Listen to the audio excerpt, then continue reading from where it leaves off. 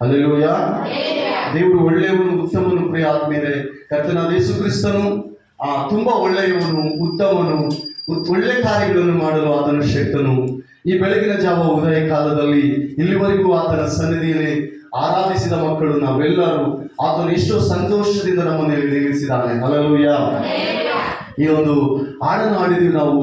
ಹೊಲದಲ್ಲಿ ಪೈರು ಬಂದರು ಬರದಿದ್ದರು, ಕೊಟ್ಟಿಗೆಯಲ್ಲಿ ಮಂದೆ ಇದ್ದರು ಇಲ್ಲದಿದ್ದರು, ದ್ರಾಕ್ಷರಸ ದಾಕ್ಷಬಳ್ಳಿ ಫಲ ಕೊಟ್ಟರು ಕೊಡದಿದ್ದರು, ಅಂಜೂರದ ಮರವು ಚಿಗುರಿದರು ಚಿಗುರದೆ ಹೋದರು. ಭಕ್ತನು ಯಾವ್ದ್ರಲ್ಲಿ ಸಂತೋಷ ಅಂತ ಹೇಳಿದ್ರೆ, ನೀತಿವಂತನು ಕೇವಲ ನಂಬಿಕೆಯಿಂದ ಬದುಕ್ತಾನಂತ. ಹಲ್ಲೆಲೂಯಾ.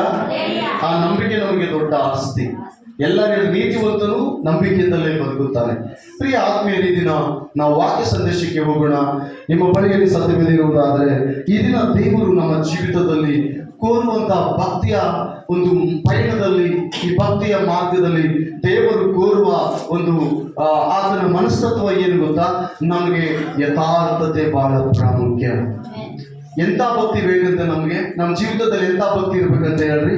ಯಥಾರ್ಥವಾದ ಭಕ್ತಿ. ಯಥಾರ್ಥವಾದ ಭಕ್ತಿ ನಮ್ಮಲ್ಲಿದ್ದಾಗ ದೇವರು ಆ ಭಕ್ತಿಯನ್ನು ಮೆಚ್ಚುವವನಾಗಿದ್ದಾನೆ. ಯಥಾರ್ಥವಾದ ಮನಸ್ಸು, ಯಥಾರ್ಥವಾದ ಹೃದಯ, ಯಥಾರ್ಥವಾದ ನಡವಳಿಕೆ, ಈ ಎಲ್ಲದರಲ್ಲಿಯೂ ನಾವು ಇರುವುದಾದರೆ ದೇವರು ನಮ್ಮನ್ನು ಆಶೀರ್ವಾದ ಮಾಡುವ ದೇವರು. ಯಥಾರ್ಥತೆಯಲ್ಲಿ ನೀನಿರುವಾಗ ನಿನ್ನ ಮುಂದೆ ಬೆಳಕು ನಿನ್ನ ಮುಂದೆ ಹೋಗುವಂಥದ್ದಾಗಿದೆ.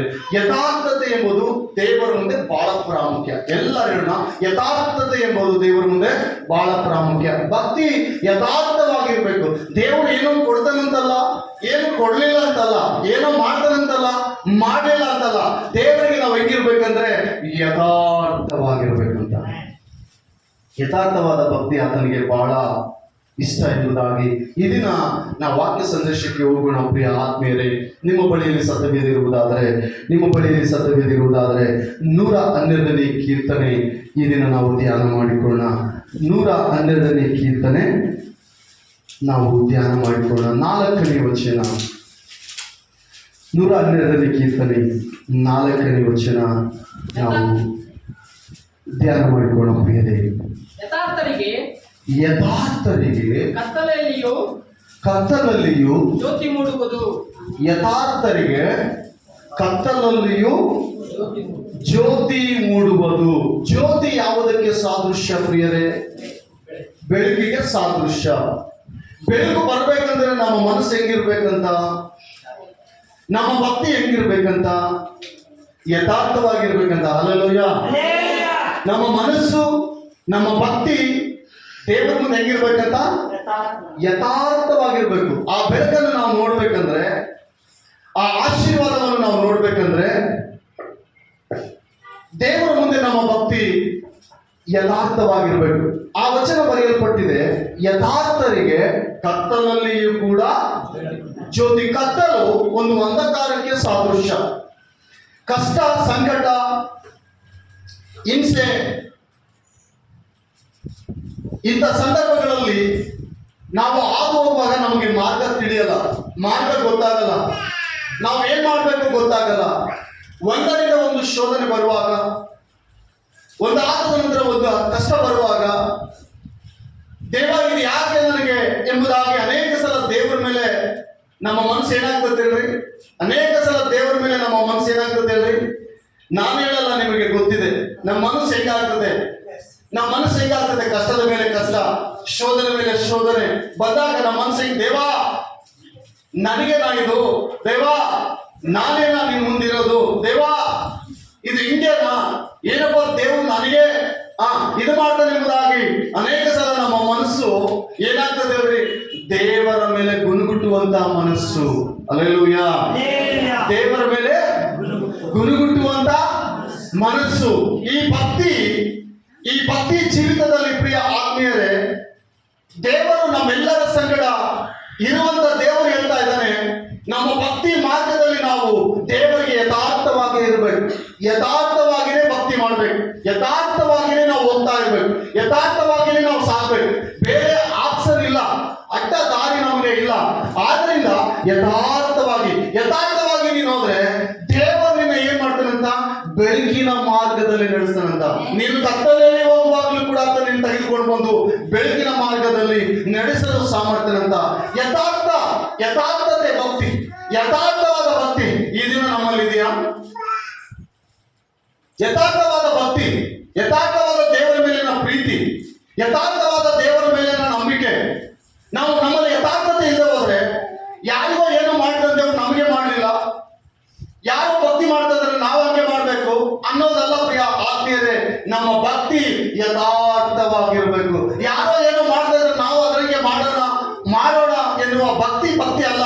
ನಮ್ಮ ಭಕ್ತಿ ಯಥಾರ್ಥವಾಗಿರ್ಬೇಕು. ಆದರೆ ಆ ಭಕ್ತಿಯಲ್ಲಿ ನೀನು ನಾನು ಹೋಗುವಾಗ ಆಶೀರ್ವಾದ ಇರ್ತದೆ, ಹಲ್ಲೆಲೂಯಾ. ಕ್ಷೇಮ ಇರ್ತದೆ, ಹಲ್ಲೆಲೂಯಾ. ಆರೋಗ್ಯ ಇರ್ತದೆ, ಹಲ್ಲೆಲೂಯಾ. ಸಮೃದ್ಧಿ ಇರ್ತದೆ, ಹಲ್ಲೆಲೂಯಾ. ಕತ್ತಲು ನಿನ್ನ ಮಾರ್ಗದಲ್ಲಿ ಕಾಣಿಸುವುದೇ ಇಲ್ಲ. ಬೆಳಕು ಬಂದಾಗ ಕತ್ತಲು ಹೋಗ್ಬೇಕಾದ್ರೆ ಬೆಳಕು ಕತ್ತಲನ್ನು ಓಡಿಸ್ತದೆ. ವಾಕ್ಯ ಇರ್ತದೆ, ಆ ಬೆಳಕು ಯಥಾರ್ಥರಿಗೆ ಮಾತ್ರ ಆ ಬೆಳಕು, ಯಥಾರ್ಥರಿಗೆ ಮಾತ್ರ ನಾವು ಬೆಳಕು.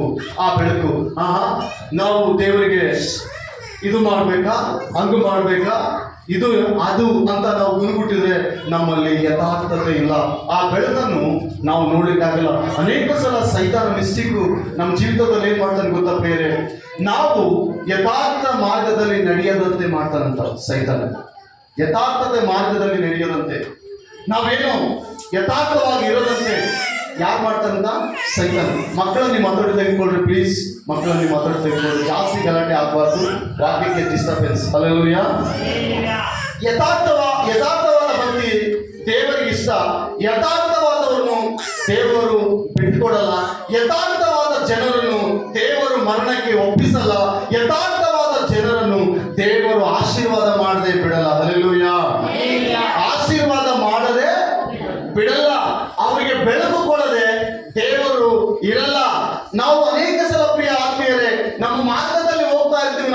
ನಮ್ಗೇನು ಗೊತ್ತಾಗಲ್ಲ, ನಾವು ಹೆಂಗ್ ಹೋಗ್ತೀವೋ, ಯಾವ ರೀತಿ ಹೋಗ್ತಾ ಇದೀವೋ, ಹೆಂಗ ಭಕ್ತಿ ಮಾಡ್ತಾ ಇದೀವೋ, ಏನಾಗ್ತಾ ಇದೀವೋ ನಮ್ಗೆ ಗೊತ್ತಾಗಲ್ಲ.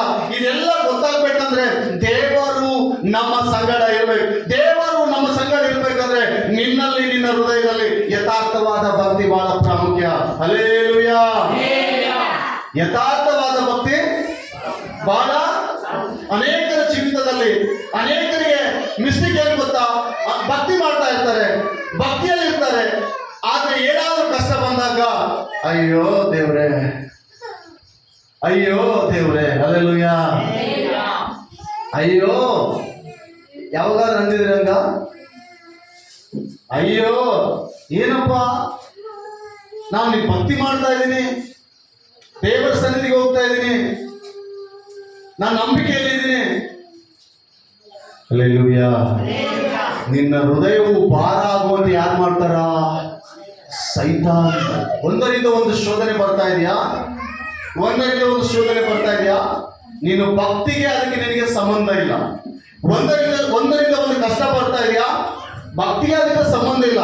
ಒಂದು ವೇಳೆ ಕಷ್ಟ ಬರ್ಬೋದು, ಒಂದರಿಂದ ಒಂದು ಶೋಧನೆ ಬರ್ಬೋದು, ಮನಸ್ಸು ಕಾವಳ ಬರ್ಬೋದು, ಗಲಿಬಿಲಿ ಆಗ್ಬೋದು. ಇದು ಭಕ್ತಿಗೆ ಅಲ್ಲ. ನೀನು ಯಥಾರ್ಥವಾಗಿ ಹೋಗ್ತಾ ಇರ್ಬೇಕು. ಇದೇನು ಮಾಡಲ್ಲ ನಿನ್ನನ್ನು, ಇದೇನು ನಿನಗೆ ತಟ್ಟಲ್ಲ. ದೇವರ ತಟ್ಟು ಕೂಡ ಕೊಡಿಸಲ್ಲ, ನಿನಗೆ ಅದು ಟಚ್ಚು ಕೂಡ ಆಗಲ್ಲ, ನಿನ್ನನ್ನು ಮುಟ್ಟುಗೊಳಿಸಲ್ಲ. ದೇವರು, ನೀನು ಯಥಾರ್ಥವಾಗಿ ದೇವರು ಹೊಂದಿರುವುದಾದ್ರೆ ದೇವರು ನಿನ್ನ ನಡೆಸಿಕೊಂಡೇ ಹೋಗ್ತಾ ಇರ್ತಾನೆ. ಏನೇ ಆಗ್ಲಿ ಪರವಾಗಿಲ್ಲ, ಏನಾದ್ರೂ ಪರವಾಗಿಲ್ಲ, ನೀನು ದೇವರ ಮೇಲೆ ಯಥಾರ್ಥವಾದ ಭಕ್ತಿ ಇಟ್ರೆ, ನೀನು ದೇವರಲ್ಲಿ ಯಥಾರ್ಥವಾದ ಮನಸ್ಸು ನಿನಗಿದ್ರೆ ದೇವರೇ ನಿನ್ನ ನಡೆಸ್ತಾ ಇರ್ತಾನೆ ದೇವರು. ಆತನಿಗೂ ನಡೆಸ್ತಾ ಇರ್ತಾನೆ. ನಿನಗೇನು ತಟ್ಟಲ್ಲ, ಅದು ನಿನಗೆ ಅನಿಸದೆ ಬಂತು ಅಂತ ಅನ್ಸದೆ, ಆದ್ರೆ ಅದು ಬಂದಿರಲ್ಲ. ಅದು ತಟ್ಟಿತು ಅನ್ಸದೆ, ಆದ್ರೂ ನಿನಗೆ ತಟ್ಟಲ್ಲ. ಶಾಪವಾಗಿರ್ಬೋದು, ಪಾಪವಾಗಿರ್ಬೋದು, ಕಣ್ಣೀರೇ ಆಗಿರ್ಬೋದು, ಕಷ್ಟವೇ ಆಗಿರ್ಬೋದು. ಪ್ರಿಯರೇ ಗಮನಿಸ್ರಿ, ಹಲ್ಲೆಲೂಯಾ, ಗಮನಿಸ್ರಿ. ಅದು ಯಾವುದು ನಮ್ಮನ್ನು ಏನ್ ಮಾಡಲ್ಲ, ಟಚ್ ಮಾಡಲ್ಲ. ಯಾಕಂದ್ರೆ ಯಥಾರ್ಥರಿಗೆ ಏನಿದೆ ಅಂತ ಬೈಬಲ್ ಹೇಳ್ತಾ ಇದೆ, ಕತ್ತಲೆಯಲ್ಲಿ ಕೂಡ ಅವರಿಗೆ ಜ್ಯೋತಿ ಮುಟ್ಟದ. ಒಂದು ವೇಳೆ ಕತ್ತಲೆ ಯಾವುದು ಹೋಗ್ತಾ ಇತ್ತು ನಮ್ಗೆ ಗೊತ್ತಿರಲ್ಲ, ಕತ್ತಲೆ ಮಾರ್ಗದಲ್ಲಿ ಹೋಗ್ತಾ ಇತ್ತು ನಮ್ಗೆ ಗೊತ್ತಿರಲ್ಲ, ನಾವು ಎಲ್ಲಿರ್ಬೇಕು, ಏನ್ ಮಾಡ್ಬೇಕು ನಮ್ಗೆ ಗೊತ್ತಿರಲ್ಲ, ಯಾವ ಮಾರ್ಗದಲ್ಲಿ ಹೋಗ್ಬೇಕು ನಮ್ಗೆ ಗೊತ್ತಿರಲ್ಲ. ಭಕ್ತಿ ಯಥಾರ್ಥವಾಗಿದ್ರೆ ಬೆಳಕು ನಿನ್ನ ಮುಂದೆ ಇರ್ತದಂತ. ಭಕ್ತಿ ಯಥಾರ್ಥವಾಗಿದ್ರೆ ಬೆಳಕು ನಿನ್ನ ಮುಂದೆ ಇರ್ತದಂತೆ. ಆಗಿಲ್ಲ ಅಂತ ದೇವರಿಗೆ ಗುಣಗುಟ್ಟಬಾರ್ದು. ದೇವ್ರ ಚಿತ್ತ ಏನಿದೆಯೋ, ಬಂದಿಲ್ಲ ಅಂತ ದೇವರಿಗೆ ಗುಣಗುಟ್ಟಬಾರ್ದು. ದೇವ್ರ ಚಿತ್ತ ಏನಿದೆಯೋ, ದೇವ ಸಹಾಯ ಮಾಡಲಿಲ್ಲ ಅಂತ ದೇವರ ಮೇಲೆ ಏನ್ ಮಾಡಬಾರ್ದು, ಗುಣಗುಟ್ಟಬಾರ್ದು. ದೇವರ ಚಿತ್ತ ಏನಿದೆಯೋ, ದೇವರು ಅನೇಕ ಕಾರ್ಯಕ್ರಮ ಮುಂದೆ ಮಾಡಿದಾಗ ಸಂತೋಷವಾಗಿರ್ತೀವಿ. ಮಾಡದೇ ಇದ್ದಾಗ ದೇವರ ಮೇಲೆ ಗುಣಗುಟ್ಟುವಂತ ಸ್ವಭಾವ ಮನುಷ್ಯರಿಗಿದೆ. ಬೇರೆ ದೇವರ ಮೇಲೆ ಗುಣಗುಟ್ಟುವಂತ ಸ್ವಭಾವ ಯಾರಿಗಿದೆ ಹೇಳ್ರಿ? ಮನುಷ್ಯರಿಗಿದೆ. ಆ ಗುಣ ನಾವೇನ್ ಮಾಡ್ಬೇಕು? ಫಸ್ಟ್ ತೆಗೆದಾಕ್ಬೇಕು. ನಾವು ಪ್ರತಿದಿನ ಪ್ರಾರ್ಥನೆ ಮಾಡ್ಬೇಕು, ದೇವ ಈ ದಿನ ನಿನ್ ಚಿತ್ತ ನನ್ನನ್ನು ಯಥಾರ್ಥ ಮಾರ್ಗದಲ್ಲಿ ನಡೆಸು. ಭಕ್ತನು ಹೇಳ್ತಾ ಇದ್ದಾನೆ, ಯಥಾರ್ಥರಿಗೆ ಕತ್ತಲಲ್ಲಿ ಕೂಡ ಜ್ಯೋತಿ ಮೂಡುವುದಂತ. ಯಥಾರ್ಥ ಭಕ್ತಿ ದೇವರ ಮುಂದೆ ನಮ್ಮನ್ನು ನಿಲ್ಲಿಸುತ್ತೆ ಪ್ರೇರೆ. ಯಥಾರ್ಥವಾಗಿ ಭಕ್ತಿ ಮಾಡಿದವರು ಬೈಬಲ್ ಅಲ್ಲಿ ಬಹಳಷ್ಟು ಜನರಿದ್ದಾರೆ. ಯಥಾರ್ಥವಾಗಿ ಭಕ್ತಿ ಮಾಡಿದವರು ತಮ್ಮನ್ನು ತಾವು ನಿರಾಕರಿಸಿಕೊಂಡು ದೇವರಿಗೋಸ್ಕರ ನಿಂತು ದೇವರನ್ನು ನಂಬಿ ಅನೇಕ ಕಷ್ಟ, ಶೋಧನೆ, ಹಿಂಸೆ, ಬಾಧೆಗಳನ್ನು ಸಹಿಸಿದಂತ ಭಕ್ತರು ಬೈಬಲ್ ಅಲ್ಲಿದ್ದಾರೆ. ದೂಷಣೆ ಹೊಂದಿದ್ದಾರೆ, ಪ್ರಾಣ ತ್ಯಾಗ ಮಾಡಿದ್ದಾರೆ ಭಕ್ತಿಗೋಸ್ಕರ. ಏನಕ್ಕಾಗಿ ಹೇಳ್ರಿ? ಭಕ್ತಿ ಮಾಡಿದ್ದಾರೆ. ಆ ರೀತಿ ಯಥಾರ್ಥವಾಗಿ ಹೊಂದಿದ್ದಾರೆ. ಹಿಂದೆ ಏನಾಗ್ತದೋ ಅವರಿಗೆ ಗೊತ್ತಿಲ್ಲ, ಮುಂದೆ ಏನಾಗ್ತದೋ ಗೊತ್ತಿಲ್ಲ, ಮುಂದೆ ಏನಾಗ್ತದೋ ಗೊತ್ತಿಲ್ಲ, ಆದ್ರೆ ಯಥಾರ್ಥವಾದ ಮಾರ್ಗದಲ್ಲಿ ಹೋಗ್ತಾ ಇದ್ದಾರೆ. ಇದು ಪ್ರಿಯ ಭಕ್ತಿ, ಇದು ಪ್ರಿಯ ಆತ್ಮೀಯ ಭಕ್ತಿ. ಸಹೋದರ ಸಹೋದರಿ, ಇದು ಭಕ್ತಿ. ನಮಗೆ ನಾವು ಎಲ್ಲ ಇದ್ದಾಗ ಸಂತೋಷವಾಗಿರೋದು ಬೇರೆ, ಏನು ಇಲ್ಲದಾಗ ಕೂಡ ಅದೇ ಯಥಾರ್ಥತೆ ನಮ್ಮಲ್ಲಿರೋದು ಬೇರೆ. ಅದಕ್ಕೆ ಭಕ್ತರು ಹೇಳ್ತಾರೆ, ನಾನು ನನ್ನ ಮನೆಯವರು ಏನಿಲ್ಲದಿದ್ದರು, ಅಟ್ಟಿಯಲ್ಲಿ ಕುರಿಗಳಿಲ್ಲದಿದ್ದರು, ಮರಿಗಳಿಲ್ಲದಿದ್ದರು, ಹೊಲದಲ್ಲಿ ಪೈರು ಬಂದ್ರು ಬರ್ದಿದ್ದರು, ಅದು ನನಗೇನು ಸಂಬಂಧ ಇಲ್ಲ. ಈಗ ಆಟಾಡ್ತೀವಲ್ಲ ನಾವೆಲ್ಲರೂ, ಅದೇ ನನಗೆ ಸಂಬಂಧ ಇಲ್ಲ. ನಾನು ಮಾತ್ರ ಸಂತೋಷವಾಗಿರ್ತೀನಿ ದೇವರಲ್ಲಿ. ದೇವರು ನನ್ನಲ್ಲಿದ್ದಾನೆ ಅಷ್ಟೇ. ನಾನು ದೇವರು ನಂಬಿ, ನರ ಮನುಷ್ಯರು ನಾನು ನಂಬಿಲ್ಲ, ನರ ಪ್ರಾಣಿಗಳನ್ನು ನಂಬಿಲ್ಲ. ಹಲ್ಲೆಲೂಯಾ. ನೀನು ನಾನು ನಂಬಿದ್ದು ಸಾಕ್ಷಾತ್ ದೇವಾದಿ ದೇವರು ಯೇಸು ಕ್ರಿಸ್ತ ನಂಬಿದ್ದು ಪ್ರೇರೆ. ಆತನು ಸರ್ವವನ್ನು ನೋಡಿಕೊಳ್ಳುವ ದೇವರು. ಪ್ರಾಣ ಕೊಟ್ಟಿದ್ದಾನೆ ನಮ್ಮೆಲ್ಲರಿಗೆ. ಯಾಕಂದ್ರೆ ನಮಗೆ ಸಹಾಯ ಮಾಡದೆ ಆತನ ಇದ್ದಾನ. ನನಗೆ ನಿನಗೆ ಬೇಕಾಗಿದ್ದೇನು ಗೊತ್ತಾ?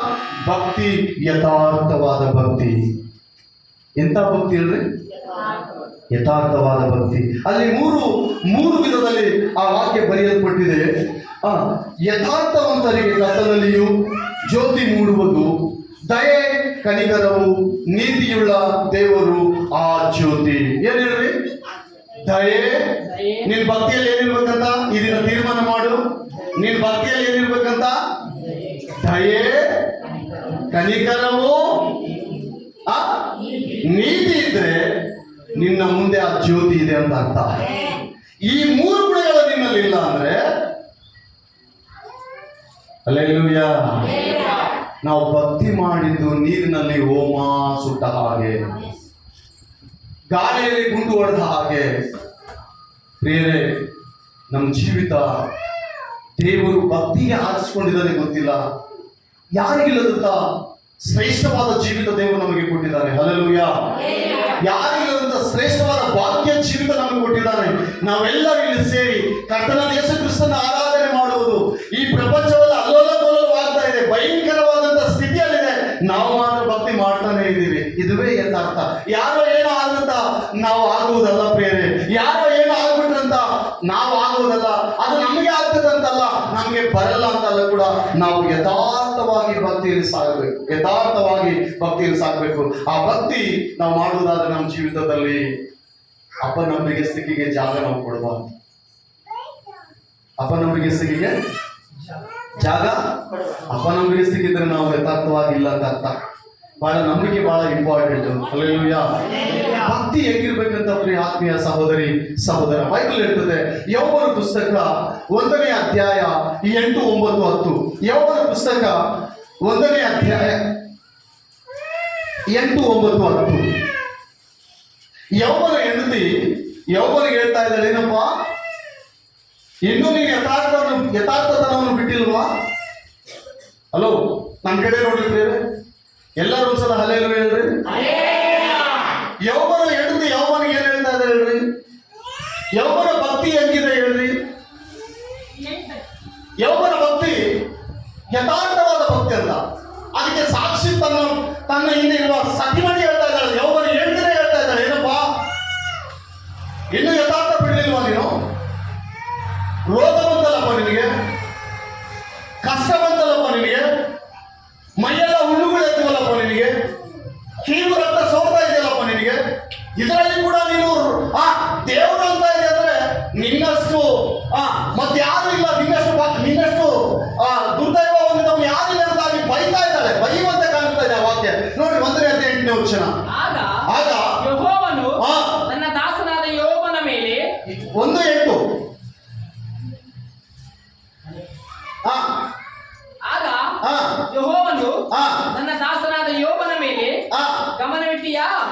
ಅವನು ದೇವರಲ್ಲಿ ಭಯಭಕ್ತಿ ಉಳ್ಳವನಾಗಿ ಕೆಟ್ಟದ್ದನ್ನು ನಿರಾಕರಿಸುತ್ತಾ 18 19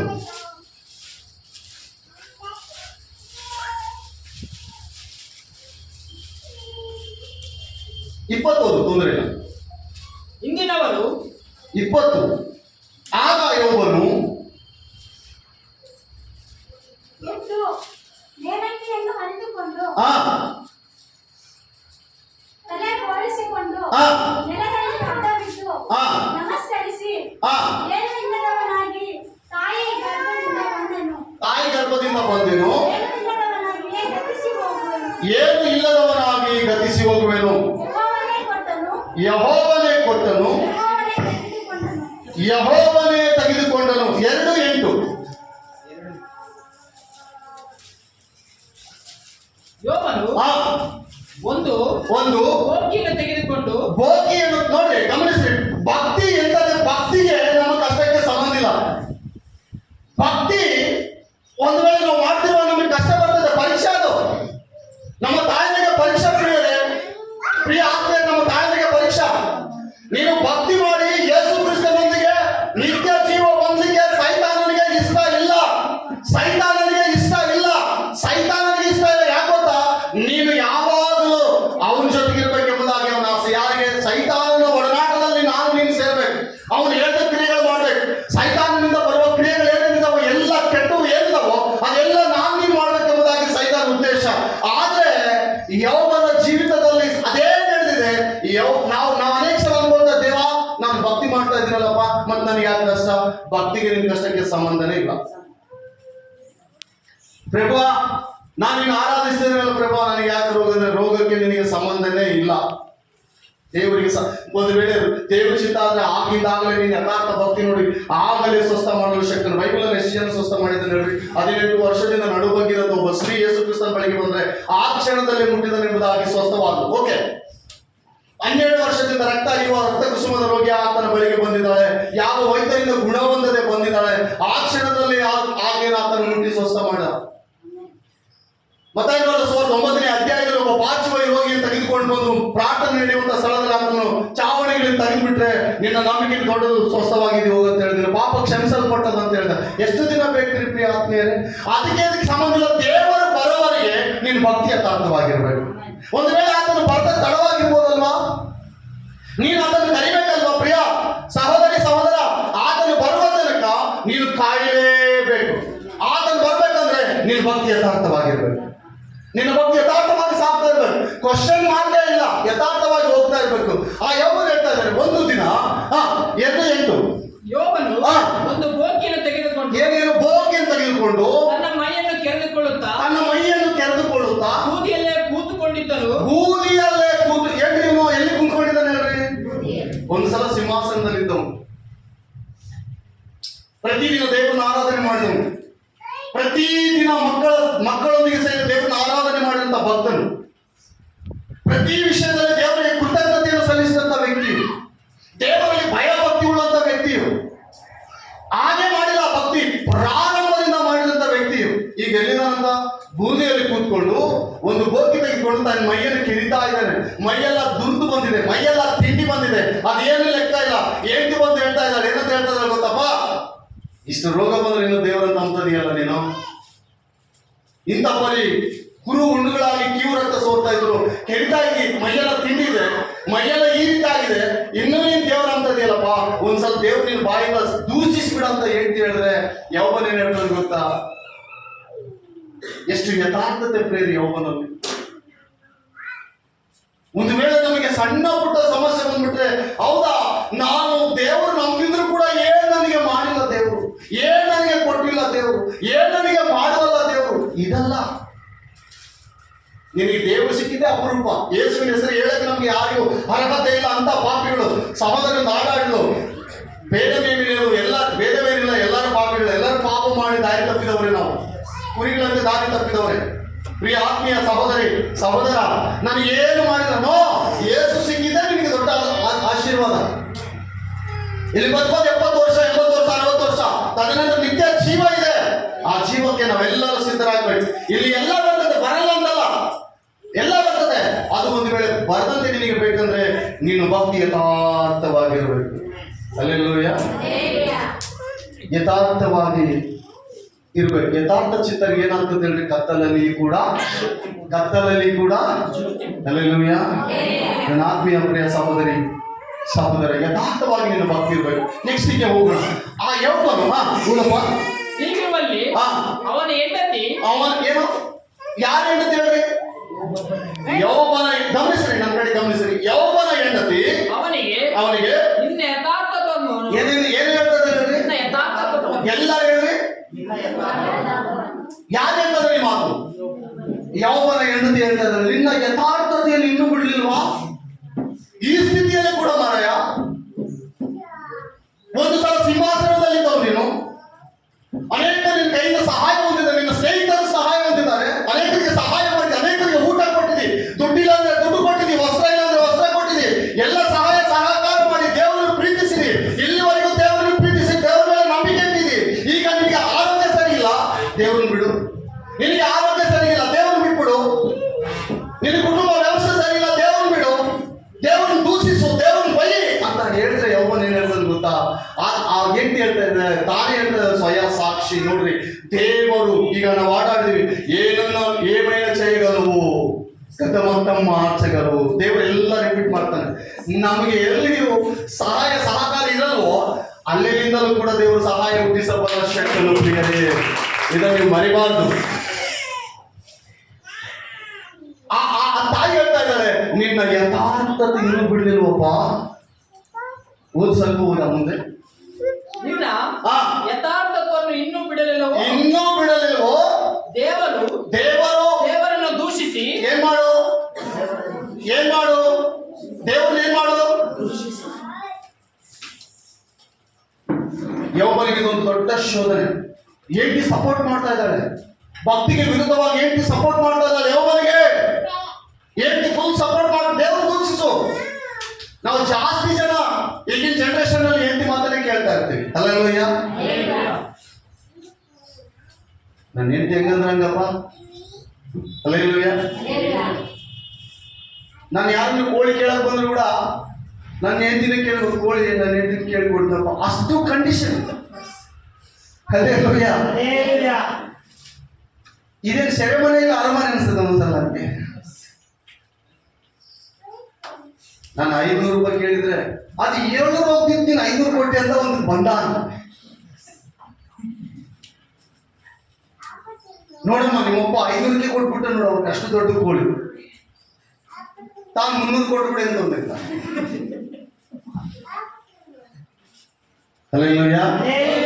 ಎಲ್ಲರಷ್ಟೇ ಈಗಿನ ಜನರೇಷನ್ ಅಲ್ಲಿ. ಆದ್ರೆ ಯೌವನು ತನ್ನ ಹೆಂಡತಿಯಿಂದಲೇ ಸೈತಾನನ್ನು ಮಾತನಾಡ್ತಾನೆ ಹಿನ್ನೆಲೆಯಲ್ಲಿ. ದೇವರನ್ನು ಬಿಡು. ಈ ದಿನ ಪ್ರಿಯರೇ, ನಮ್ಮ ಹೆಂಡತಿಯವರು ಒಂದು ಮಾತು ಹೇಳಿದ್ರೆ ಸರ್, ದೇವ್ರನ್ನ ಬಿಡೋಣ ಅಂದ್ರೆ ನಾವು ಫಸ್ಟೇ ಅದು ನೀನು ಬಾಯಿಗೆ ಯಾವಾಗ ಬರ್ತದಂತ ಕಾಯ್ತಾ ಇದೆಯಮ್ಮ, ರೈಟ್ ಹೋಗ್ಬಿಟ್ಟು ಬ್ಯಾಡ ಸಾಕಂತ ಹೇಳ್ತೀವಿ. ಅಲ್ಲೇನಯ್ಯ? ಯೌವನ ಹೇಳ್ತಾ ಇದ್ದಾನೆ. ಏನ್ ಹೇಳ್ತಾ ಇದ್ದಾನೆ ಗೊತ್ತಾ ಪ್ರಿಯರೇ? ಏನ್ ಹೇಳ್ತಾ ಇದ್ದಾನೆ ಗೊತ್ತಾ ಮಾತು? ಆ ಮಾತು ಯೌವನ ಒಂದೇ ಒಂದು ಮಾತು ತೆಗೆದುಕೊಂಡು ಸಾಕಂತಿದ್ರೆ ಮುಂದೆ 42ನೇ ಅಧ್ಯಾಯದಲ್ಲಿ ಯೌವನಿಗೆ ಡಬಲ್ ಆಶೀರ್ವಾದ ಇದ್ರಲ್ಲಿ ಬರ್ತಾ ಇರಲಿಲ್ಲ. ನಾವೇನ್ ಮಾಡ್ತಂದ್ರೆ ಈಗ ನಮ್ಗೆ ಆಗ್ಬೇಕು, ಈಗ ನಮ್ಗೆ ಹೋಗ್ಬೇಕು, ಮುಂದೆ ನಿನಗಾಗಿ ದೇವರು ಏನೋ ಇಟ್ಟಿದ್ದಾನೆ. ಇಲ್ಲಿರೋ ಪ್ರತಿ ಒಬ್ಬೊಬ್ಬರಿಗೆ ಏನೋ ದೇವರು ಇಟ್ಟಿದ್ದಾನೆ. ಅದನ್ನು ಸೈತಾನ್ ಮರೆ ಮಾಡ್ತಾ ಇದ್ದಾನೆ. ಅದನ್ನು ಸೈತಾನ್ ಪದೆಯಿಂದ ಮರೆ ಮಾಡ್ತಾ ಇದ್ದಾನೆ. ಅದನ್ನು ಸೈತಾನ್ ಹಿಂದೆ ಆಗ್ತಾ ಇದ್ದಾನೆ. ನಾವೇನ್ ಮಾಡ್ಬೇಕು ಗೊತ್ತಾ? ನನ್ನ ಮನುಷ್ಯರ ನಂಬಿದ ನನಗೆ ಖಾಲಿ, ನನ್ನ ದೇವರ ನಂಬಿದ ನನಗೆ ಯಾವತ್ತೂ ಖಾಲಿ ಅಂತ ಹೇಳ್ಬೋದು. ಯಥಾರ್ಥವಾದ ಭಕ್ತಿ. ಯೌವನ ಮುಂದೆ ಒಂದು ಸಲ ಆಯ್ತಾಳನ್ಲಿಲ್ಲ. ತನ್ನ ಪತ್ನಿಗೆ ಹೇಳ್ತಾ ಇದ್ದಾನೆ, ನೀನು ಮೂರ್ಖಳಂತೆ ಮಾತನಾಡಬೇಡ. ಯಥಾರ್ಥವಾದ ಭಕ್ತಿ ಅಂತ ಎಷ್ಟು ಸಾಕ್ಷಿ ಕೊಡ್ತಾ ಇದ್ದಾಳೆ. ಇದನ್ನು ನಮ್ಮನೆಯಲ್ಲಿ ಅದೇ ಹೇಳ್ಬೇಕು. ನಮ್ಮ ಮನೆ ಮಕ್ಕಳು ನೋಡಿದ್ರೆ, ಅಪ್ಪ ನಮ್ಮಪ್ಪಂದು ಎಷ್ಟು ಯಥಾರ್ಥವಾದ ಭಕ್ತಿ, ನಮ್ಮ ಅಮ್ಮಂದು ಎಷ್ಟು ಯಥಾರ್ಥವಾದ ಭಕ್ತಿ, ನನ್ನ ಗಂಡಂದು ಎಷ್ಟು ಯಥಾರ್ಥವಾದ ಭಕ್ತಿ, ನನ್ನ ಹೆಂಡತಿದು ಎಷ್ಟು ಯಥಾರ್ಥವಾದ ಭಕ್ತಿ. ಭಕ್ತಿ ಮಾಡುವಾಗ ಪ್ರಿಯ ಆತ್ಮೀಯ ಸಹೋದರಿ ಸಹೋದರ, ಕೆಲವೊಂದು ಸಂದರ್ಭದಲ್ಲಿ ಅನೇಕ ಕೇಡು ನಮಗೆ ಬರ್ಬೋದು, ಅನೇಕ ಕೇಡು ನಮಗೆ ಬರ್ಬೋದು. ಆದರೆ ನಿನ್ನನ್ನು ಮುಟ್ಟಕ್ಕೆ ಆಗಲ್ಲ. ನನ್ನ ದೇವರು ವಾಕ್ಯ ಮುಟ್ಟಕ್ಕಾಗಲ್ಲ. ನೀನು ಯಥಾರ್ಥವಾದ ಭಕ್ತಿ ಹೇಳಿದ್ರೆ ನಿನ್ನನ್ನು ಮುಟ್ಟಕ್ಕಾಗಲ್ಲ. ಏನು ಎಲ್ಲಿಂದ ಕೇಡು ಬಂತೋ ಅಲ್ಲಿಂದ ಬಂದದ್ದು ಕೇಡಾಗೆ ಇರ್ತದೆ. ಎಲ್ಲಿವರೆಗೆ ಗೊತ್ತಾ? ನಿನ್ನ ಹತ್ರ ಬರೋವರೆಗೆ ಅದು ಕೇಡಾಗೆ ಇರ್ತದೆ. ಯಾವಾಗ ನಿನ್ನ ಹತ್ರ ಬಂತು ನಿನ್ನ ಯಥಾರ್ಥ ಭಕ್ತಿ ಇರ್ತದೆ, ಆ ಕೇಡು ಮೇಲಾಗಿ ಆಶೀರ್ವಿಸಲ್ಪಡ್ತದೆ. ಕೇಳೇನಂತ ಹೇಳ್ರಿ, ಕೇಳ ಅಲ್ಲಿಂದ ಬಂದಿದ್ದೇನು ಕೇಳು, ಅವ್ರು ಕಳಿಸಿದ್ದೇನು ಕೇಳು, ಸೈತಾನ್ ತಂದಿದ್ದೇನು ಕೇಳು. ಆದ್ರೆ ನನ್ನ ದೇವರು ನಿನ್ನಲ್ಲಿ ಯಥಾರ್ಥ ಭಕ್ತಿಯನ್ನು ನೋಡಿ ಆ ಕೇಡನ್ನೇ ದೇವರು ಮೇಲಾಗಿ ಮಾರ್ಪಡಿಸಲು ಭಕ್ತಿ ಯಥಾರ್ಥವಾದ ಭಕ್ತಿ ಏನೇ ಆಗಲಿ. ಇಲ್ಲಿ ಅನೇಕರು ಪ್ರಿಯರೇ, ಅನೇಕ ವಿಷಯದಲ್ಲಿ ಅನೇಕರು ಏನೆಲ್ಲ ಕಳ್ಕೊಳ್ತಾ ಇದ್ದಾರೆ. ಒಬ್ಬ ವ್ಯಕ್ತಿ ಹೇಳ್ತಾ ಇದ್ದಾನೆ, ನಮ್ಮ ತಾತಗ 60 ಎಕರೆ ಆಸ್ತಿ, ಆದ್ರೆ 3 ಜನ ಹೆಂಡ್ರು. ಅಲ್ಲೆಲ್ಲೂಯ್ಯ. ಎಷ್ಟು ಜನ ಹೆಂಡ್ರು? 3 ಜನ ಹೆಂಡ್ರು. 60 ಎಕರೆ ಆಸ್ತಿಯಲ್ಲಿ ಇವತ್ತು 10 ಎಕರೆ ಕೂಡ ಉಳಿಸಿಲ್ಲ ನಮ್ಮ ತಾತ. ಅಲ್ಲೆಲ್ಲೂಯ್ಯ. ಆಸ್ತಿ ಇರ್ಬೋದು, ಹೇಗೆ ಕಳ್ತಿದ್ದಾರೆ ನೋಡಿ ಅವ್ರು. ಆಸ್ತಿಗಳು ಹೇಗೆ ಕಳ್ತಿದ್ದಾರೆ? ಏನಕ್ಕೋ ಖರ್ಚು ಮಾಡಿದ್ದಾರೆ, ಏನಕ್ಕೋ ಕಳೆದರು, ಏನಕ್ಕೋ ಕೊಟ್ಟಿದ್ದಾರೆ. ನಾವು ಮಾಡುವ ಭಕ್ತಿ ಇಹಲೋಕದಲ್ಲಿ ಈ ಭಕ್ತಿಯನ್ನು ಯಾರು ಗುರುತಿಸಿ ಹೋಗ್ಬೋದು? ಎಸ್ ಶಿವಣ್ಣ ಹತ್ರ ಭಕ್ತಿ ಇಲ್ಲಪ್ಪ, ಶಂಕರಪ್ಪನ ಹತ್ರ ಭಕ್ತಿ ಇಲ್ಲಪ್ಪ, ಏನಂದ್ರೆ ಎಲ್ಲ ಹೇಳಿ ತೊಂದರೆ. ಪರಲೋಕದಲ್ಲಿ ದೇವರು ಹೇಳ್ತಾರೆ, ನನ್ನ ಭಕ್ತರು ಅವರು ನನ್ನನ್ನು ಭಕ್ತಿ ಆರಾಧನೆ ಮಾಡ್ತಾ ಇದ್ದಾರೆ. ನಮ್ಮ ಮನಸ್ಸಿನಲ್ಲಿ ಯಥಾರ್ಥವಾದ ಭಕ್ತಿ ಇದೆ. ಯೌವನ ಹೇಳ್ತಿ ಹೇಳ್ತಾ ಇದ್ದಾರೆ, ದೂಸಿ ಸಾಯಪ್ಪ, ಕುರುಬೆದ್ದಿದೆ, ಹುಣ್ಣು ಬಂದಿದೆ, ಉಣ್ಲಿಕ್ಕೆ ಆಹಾರ ಇಲ್ಲ, ಕೊಡ್ಲಿಕ್ಕೆ ವಸ್ತ್ರ ಇಲ್ಲ, ಚಳಿಯಲ್ಲಿ ಬರೇ ಮೈಯಲ್ಲಿ ಬಿದ್ದಿದ್ಯಾ, ಆದ್ರೆ ಇನ್ನೂ ದೇವರಂತ ಹೇಳ್ತಾ ಇದೆಯಲ್ಲ, ನೀನ್ ಎಂತ ಭಕ್ತಿ ಮಾರಾಯ ಅಂತ ಹೇಳಿದ್ರೆ ಯಾವನ ಹೇಳ್ತಿಗೆ ಪ್ರತ್ಯುತ್ತರವಾಗಿ ಹೇಳ್ತಾರೆ, ನನ್ನ ದೇವರು ಒಳ್ಳೆಯವನೇ. ದೇವರಿಂದ ಒಳ್ಳೆಯದನ್ನು ಹೊಂದಬೇಕು, ಕೆಟ್ಟದನ್ನು ಹೊಂದಬಾರದಾ? ದೇವರು ಏನ್ ಮಾಡಿದ್ರೆ ಒಳ್ಳೆಯದೆಂಬುದಾಗಿ ಯೌವನ ಸಂತೋಷದಿಂದಿರುವಾಗ ದೇವರು ಸಂತೋಷಿಸ್ತಾ ಇದ್ದಾನೆ, ಸೈತಾನನ್ನು ಆಚಿಕೊಂಡು ಹೋಗ್ತಾ ಇದ್ದಾನೆ ಯೌವನ ಬಿಟ್ಟು. ಯೌವನ ಏನ್ ಕಳ್ಕೊಂಡಿದ್ನೋ ದೇವರು ತಿರುಗಿ 2ರಷ್ಟು 1 ಕಳ್ಕೊಂಡಿದ್ದ, ದೇವರು 2ರಷ್ಟು ಪ್ರೇರೆ.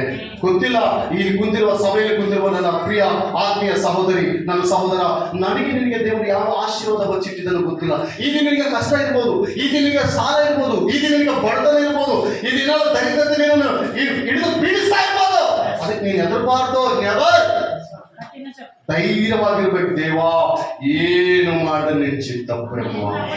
ಒಂದ್ ತಲೆ ಕೂದಲು ಹೋಗ್ಬೇಕಾದ್ರೆ ನಿನ್ ಚಿತ್ತ ಬೇಕಂದ್ಮೇಲೆ ನನಗೇನು ನಾವು ನಿನ್ ಚಿತ್ತ ಇಲ್ಲದೆ ಇರ್ತದ ಪ್ರಭು, ನೀನೇನ್ ಮಾಡಿದ್ರೆ ನನಗೆ ಒಳ್ಳೇದಾಗಿ ಸಂತೋಷದಿಂದ ಸಾಗ್ಬೇಕು, ದುಃಖ ಪಡಿಬಾರ್ದು. ದೇವ್ರ ವಿಷಯ ಯಾಕೆ ನನಗೆ ದೇವ್ರ ಪರೀಕ್ಷೆ, ಯಾಕೆ ನನ್ನ ದೇವ್ರ ಪರೀಕ್ಷೆ ಮಾಡ್ತಾ ಇದ್ದಾನೆ ಅಂತ ಹೇಳಿದ್ರೆ, ನಿನ್ನಲ್ಲಿ ಒಳ್ಳೆ ಭಕ್ತಿ ಇರುವುದರಿಂದ ಅವ್ನು ಪರೀಕ್ಷೆ ಮಾಡ್ತಾ ಇದ್ದಾನೆ. ಯಾರು? ಸೈತಾನ. ಒಳ್ಳೆ ಮನಸ್ಸತ್ವ ಇರುವುದರಿಂದ ಪರೀಕ್ಷೆ ಮಾಡ್ತಾ ಇರ್ತಾನೆ. ನೀನು ಆಶೀರ್ವಾದ ಹೊಂದಬಾರದು ಎಂಬುದಾಗಿ ಪರೀಕ್ಷೆ ಮಾಡ್ತಾನೆ ಇರ್ತಾನೆ. ಲಾಜರ್ನಿಗೆ ಎಲ್ಲಿವರೆಗೆ ನಡೀತಾ ಗೊತ್ತಾ ಪರೀಕ್ಷೆ? ಲಾಜರ್ನಿಗೆ ಎಲ್ಲಿವರೆಗೆ ಪರೀಕ್ಷೆ ನಡೀತಾ ಗೊತ್ತಾ? ಸಾಯುವವರೆಗೆ.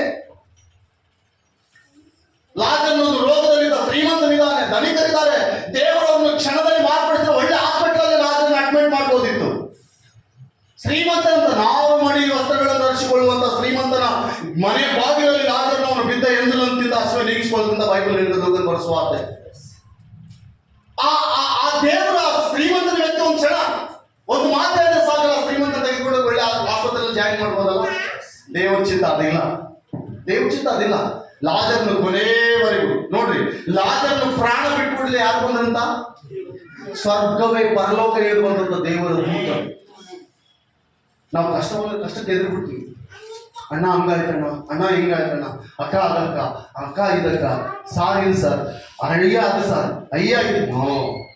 ನಿನಗೆ ಅದು ಸಂಬಂಧ. ನೀನು ಗಟ್ಟಿಯಾಗಿರ್ಬೇಕು. ನೀನು ಗಟ್ಟಿಯಾಗಿರ್ಬೇಕು. ಗಾಳಿ ಬಿರುಗಾಳಿ ಎಷ್ಟೇ ಬಂದ್ರು ಮರ ಆಳವಾಗಿ ಬೇರೆ ಇದ್ರೆ ಆ ಮರ ಬೆಳಲಿಕ್ಕೆ ಸಾಧ್ಯನೇ ಇಲ್ಲ. ಆ ಮರ ಬೇರೆ ಮೇಲೆ ಇದ್ರೆ ಸ್ವಲ್ಪ ಗಾಳಿ ಕೂಡ ಬಿದ್ದೋಗ್ಬಿಡ್ತದೆ. ಬೇರೆ ಆಳವಾಗಿ ಇಡಬೇಕು. ಆ ಭಕ್ತಿ, ಆಳವಾದ ಭಕ್ತಿ ನಮಗೆ ಬಹಳ ಇಂಪಾರ್ಟೆಂಟ್. ಶೋಧನೆ ಬರ್ತದೆ, ಬರಲ್ಲ ಅಂತಲ್ಲ. ಶೋಧನೆ ಬಂದಾಗ ಆ ಶೋಧನೆಯಲ್ಲಿ ನಾವು ಗಟ್ಟಿಯಾಗಿ ನಿಲ್ಲಬೇಕಂದ್ರೆ ಯಥಾರ್ಥವಾದ ಭಕ್ತಿ ನಮ್ಮ ನಿಲ್ಲಿಸೋದು. ನೀನು ಭಕ್ತಿ ಮಾಡಿದ್ರೆ ನಿಲ್ಸಕ್ ಆಗಲ್ಲ. ನಿನ್ನಲ್ಲಿ ಯಥಾರ್ಥತೆ ಬೇಕು. ಯಥಾರ್ಥತೆ ಬೆಳಕಿನಲ್ಲಿ ನಡೆಸತ್ತೆ. ಯಥಾರ್ಥತೆ ಆಶೀರ್ವಾದದಲ್ಲಿ ನಡೆಸುತ್ತೆ, ಯಥಾರ್ಥತೆ ಮೇಲುಗಳನ್ನು ತೆಗೆದುಕೊಂಡು ಬರ್ತದೆ. ಎಲ್ಲ ಕೈ ಬಿಟ್ಟರು ದೇವರು ನಿನ್ನ ಕೈ ಬಿಡಲ್ಲ, ನೀನು ಗೊತ್ತಿಟ್ಕೋಬೇಕು. ಎಲ್ಲ ಕೈ ಬಿಡ್ಬೋದು. ಒಂದು ವೇಳೆ ನಾವು ನಂಬಿದ ನಿರೀಕ್ಷಿಸ್ತವ್ರೆ ದೂರ ಹೋಗೋದು, ಬಂದು ಬಿದ್ದರೆ ದೂರ ಹೋಗ್ಬೋದು. ಹೇಳ್ತೀನಿ ದೂಷಿಸ್ತಾರೆ ಯೋಬನ, ಸಾಯುವ ಸತ್ತೋಗ್ಬಿಡ ಅಂತ ಹೇಳ್ತಾರೆ. ಆದರೆ ದೇವರು ಯೋಬನ ಮರಿಲಿಲ್ಲ, ಯೋಬನ ಭಕ್ತಿಯನ್ನು ಮರಲಿಲ್ಲ. ಬೈಬಲ್ ಚರಿತ್ರೆಯಲ್ಲಿ ಯೋಬನು ಉಳಿದು ಹೋಗಿದ್ದಾನೆ ಸ್ನೇಹಿತರೆ, ಆ ಚರಿತ್ರೆಯಲ್ಲಿ ಉಳಿದು ಹೋಗಿದ್ದಾನೆ. ಹಲ್ಲೆಲೂಯಾ. ನನ್ನ ಆತ್ಮೀಯ ಸಹೋದರಿ, ನನ್ನ ಸಹೋದರ, ನಮ್ಮ ಭಕ್ತಿ ಯಥಾರ್ಥವಾಗಿರ್ಬೇಕು. ಎಲ್ಲ ಹೇಳಿ ನಮ್ಮ ಭಕ್ತಿ ಹೆಂಗಿರ್ಬೇಕು ಹೇಳ್ರಿ? ಯಥಾರ್ಥವು. ಮನುಷ್ಯನಲ್ಲಿ ಕಲ್ಮಸೆಯಿಂದ ಭಕ್ತಿ, ಮನುಷ್ಯನಲ್ಲಿ ಹೆಂಗಿರ್ಬೇಕು ಹೇಳಿ ಭಕ್ತಿ? ಕಲ್ಮಸೆಯಿಂದ ಭಕ್ತಿ. ಬೇರೆ ನಾನು ಯಥಾರ್ಥವಾಗಿ ಹೇಳ್ತಾ ಇದ್ದೀನಿ, ನಾನು ಯಥಾರ್ಥವಾಗಿ ಹೇಳ್ತೀನಿ. ಎಲ್ಲಿಗೆ ನಾವು ಪಯಣ ಮಾಡಿದ್ರೆ ನಾನು ಯಥಾರ್ಥವಾಗಿನೇ ಪಯಣ ಮಾಡ್ತೀನಿ. ಒಂದು ಸಲ ನಾನು ಒಂದು ಊರಿಗೆ ಪ್ರಾರ್ಥನೆಗೆ ಹೋಗಿದ್ದೀನಿ. ಆ ಊರಿಗೆ ಪ್ರಾರ್ಥನೆಗೆ ಹೋದಾಗ ಅಲ್ಲಿ ನನಗೆ ಏನು ಕಾಣಿಕೆ ಸಿಗ್ಲಿಲ್ಲ. ನನ್ನ ಹಿಂದೆ ಯಾರು ಶಂಕರ್ ಬಂದಿರ್ಬೇಕು, ಕರೆಕ್ಟ್ ಅವ್ರ ಒಂದು 10 ರೂಪೀಸ್ ಕಾಯಿನ್ ಮಾತ್ರ ಸಿಕ್ಕಿದೆ. ಕರೆಕ್ಟ್ ಅಲ್ವಾ? ಕರೆಕ್ಟ್ ಅಲ್ವಾ? 10 ರೂಪಾಯಿ ಕಾಣಿಕೆ. ನಾನು ದೇವರ ಮೇಲೆ ಏನು ಗುರುಗುಟ್ಟಿಲ್ಲ. ನಾನು ಹೇಳೋದು ಅದಲ್ಲ, ನಿಮ್ಮಲ್ಲಿ ಯಥಾರ್ಥವಾದ ಭಕ್ತಿ ಇದ್ರೆ ನನ್ನನ್ನು ಹಾಗೆ ಕಳಿಸಲಿಕ್ಕೆ ಸಾಧ್ಯನೇ ಇಲ್ಲ. ನೀವು ನನ್ನನ್ನು ಬರಿಗೈಲಿ ಕಳಿಸ್ಲಿಕ್ಕೆ ಆಗಲ್ಲ. ನೀವು ಆ ಭಕ್ತಿ ಪ್ರೇರೇಪಣೆ ಮಾಡ್ತದೆ. ಸೇವಕರು ಬಂದಿದ್ದಾರೆ, ಅವರಿಗೆ ಬೇಕು, ಅವರಿಗೆ ಪೋಷಣೆಗಾಗಿ ನಿನ್ನನ್ನು ದೇವರು ಎಬ್ಬಿಸಿದ್ದಾನೆ. 10 ರೂಪಾಯಿ ಕಾಯಿನ್, ಅದು ಇನ್ನೂ ನನ್ನ ಬ್ಯಾಗ್ನಲ್ಲಿ ಇದೆ, ಅದನ್ನು ನಾನು ಕಳೆದಿಲ್ಲ. ಒಬ್ಬ ಬಿದ್ದಿದೆ, ಅದನ್ನು ಹಂಗೆ ಇಟ್ಕೊಂಡಿದ್ದೀನಿ. ಆದ್ರೆ ನಾನು ದೇವ ಎದಕ್ಕೆ ಪ್ರಭು ಅಂತ ಕೇಳಿಲ್ಲ, ಇದೆಲ್ಲ ನನ್ನ ನೋಡೋದಕ್ಕಾಗಿ. ಹಲ್ಲೆಲೂಯಾ.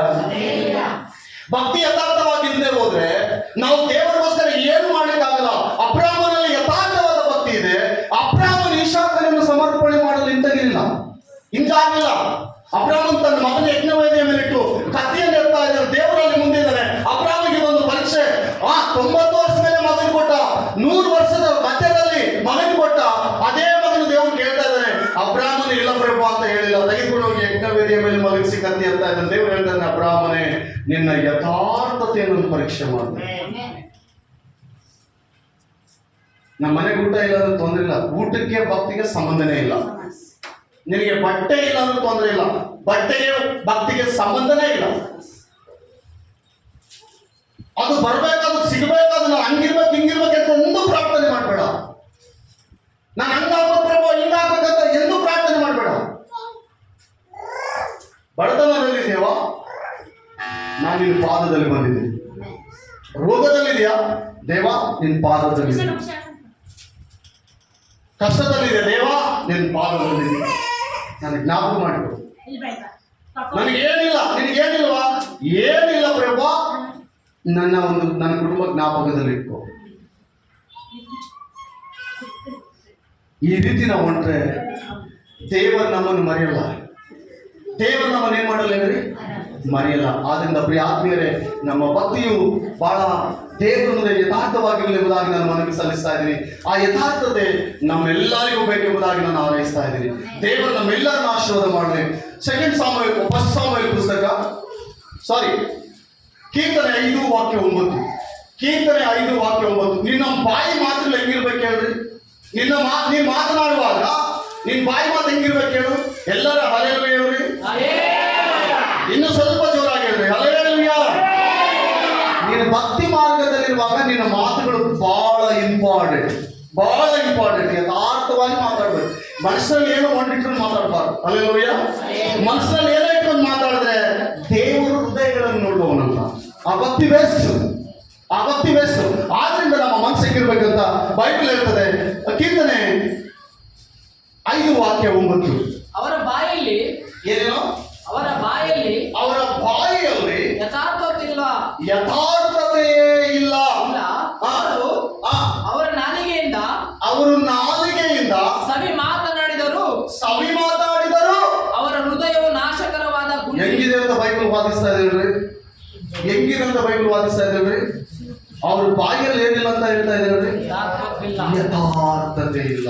ಭಕ್ತನಾದ ದಾವೀದನು ಹೇಳ್ತಾ ಇದ್ದಾನೆ, ಪ್ರಾರಂಭದಲ್ಲಿ ತನ್ನ ಭಕ್ತಿಯ ಜೀವಿತದಲ್ಲಿ ಭಕ್ತಿ ಮಾಡಿ ಅನೇಕ ಪರ್ಯಾಯ ದೇವರನ್ನು ಪ್ರಾರ್ಥನೆ ಮಾಡಿದ, ದೈವ ಅನುಗ್ರಹ ಹೊಂದಿದಂತ, ಅಭಿಷೇಕ ಹೊಂದಿದಂತ ಅಭಿಷೇಕದಲ್ಲಿ ಬರಿತಾ ಇದ್ದಾನೆ, ಅವರ ಬಾಯಿಯಲ್ಲಿ ಯಥಾರ್ಥತೆ ಇಲ್ಲ.